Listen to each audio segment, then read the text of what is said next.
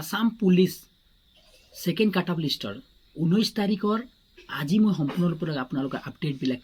আজি মানে কি আপডেট আছে আপোনালোকৰ প্ৰথম আপডেটটো মই ক'বলৈ গৈছোঁ যে এটা কথা স্পষ্ট কৰি লোৱা যে ডকুমেণ্টৰ যিটো কাম হ'ব লাগে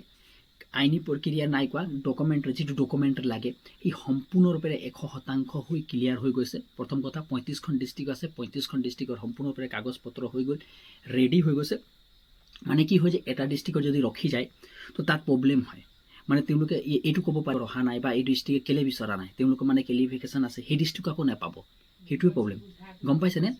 এইটো কাৰণেই মানে কি হৈছে 35খন ডিষ্ট্ৰিক্ট এক লগত লগোৱা হৈছে এটা কথা আপুনি বুজি লওক যদি এখন ডিষ্ট্ৰিক্ট আপোনালোকে কাট অফ লিষ্ট আহে তো প্ৰত্যেকটো ডিষ্ট্ৰিক্টৰ কাৰণে যদি আপোনালোকে ডিষ্ট্ৰিক্ট নিদিলে তাৰপিছত হ'ব পাৰে আপোনালোকৰ ডিষ্ট্ৰিক্টৰ কাৰণে কোনো প্ৰব্লেম নাই বুলি ভাবি ল'ব ন কথাটো বুজি পাইছেনে সেইকাৰণে 35খন ডিষ্ট্ৰিক্টৰ কাৰণে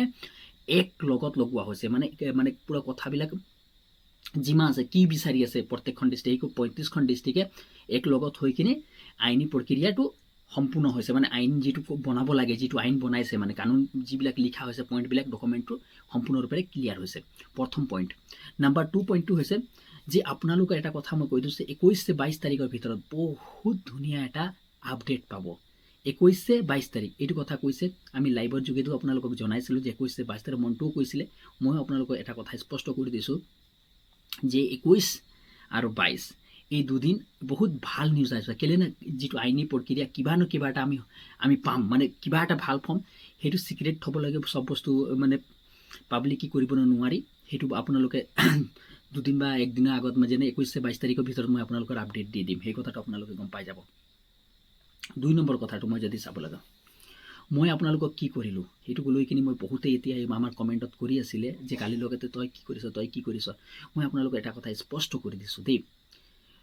মই কি কৰিলোঁ সেই কথাটো আপোনালোকে চালে যে মই গছত উঠাই গুড়ি কাটি দিছোঁ কিন্তু মই সেনেকৈ কৰা নহয় আপোনালোকে যোনদিনা গৈছিলে সেইদিনা আপোনালোকে যোনদিনা 17 তাৰিখ হৈছিলে সেইদিনা লাইভত আপোনালোকে দেখুৱাই আছিলোঁ লাইভ চলাই আছিলোঁ তাত গৈ কিনি মানে সম্পূৰ্ণৰূপে লাইভত দেখুৱাইছোঁ কিয় লাইভ কৰিবলগীয়া হ'ল মই সেই কথাটো আপোনালোকে ভেৰিফিকেশ্যন কৰি দিছোঁ কাৰণ নিউজবিলাক যিমান হাইলাইটত ল'ব লাগিছিলে সিমান নাই নৰ্মেল লৈছে মানে আজিকালি দেখুৱাব নৰ্মেল এটা সৰু ক্লিপ 5 মিনিট 6 মিনিটত দেখুৱাই দিছে যিমান কিন্তু ক্লিয়াৰিফিকেশ্যন লাগিছিলে কিন্তু সেইকাৰণে মই নিজে নিউজ হিচাপত থাকি কিনি নিউজৰ মানে যিটো আপডেট হ'ব লাগে সম্পূৰ্ণ থৈ কিনি তাৰ ওপৰত মই ভিডিঅ' বনাবলৈ আৰম্ভণি কৰিলোঁ সেই কথাটো হৈ গৈছে হ'বনে আৰু আপোনালোকৰ এটা কথা কৈছোঁ মাননীয় মুখ্যমন্ত্ৰী ডাঙৰীয়াই এটা কথা স্পষ্ট কৰি দিছে যে আমাৰ ছেকেণ্ড কাট অফ লিষ্ট নাই সেইটো আপোনালোকে গম পাইছে কিন্তু তেওঁ কৈছে যে নিউ পোষ্ট আহিব গম পাইছেনে তেওঁ কৈছে যে নিউ পোষ্ট আহিব সেইকাৰণে আপোনালোকে যদি প্ৰস্তুতি বৰ্তমান চলোৱা নাই চলাবলৈ আৰম্ভণি কৰক আৰু এটা কথা মই আপোনালোকক কৈ দিছোঁ আপোনাৰ যদি এতিয়াও পঢ়িবলৈ আৰম্ভণি কৰক হ'ব পাৰে ইয়াৰ ছেকেণ্ড লিষ্ট অহা সম্ভাৱনাটো বহুত যথেষ্ট আছে কিয়নো আগৰবাৰী এনেকুৱা হৈছিল তাতো কোৱা হৈছে যে ছেকেণ্ড কাট অফ লিষ্ট নাহে বুলি কিন্তু শেষত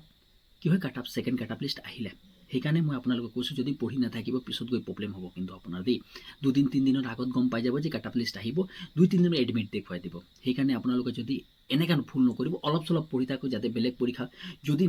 মানে বেলেগ পৰীক্ষাবিলাকৰো কাৰণ আপোনালোকৰ আহিব আৰু মনোভাৱনাটো ভাল হৈ যাব লাগে আৰু ফিজিকেলি আকৌ প্ৰস্তুতি আৰম্ভণি কৰি যাব তেতিয়াহ'লে ধন্যবাদ ভিডিঅ'টো ভাল লাগিলে যদি শ্বেয়াৰ কৰিব নাপাহৰিব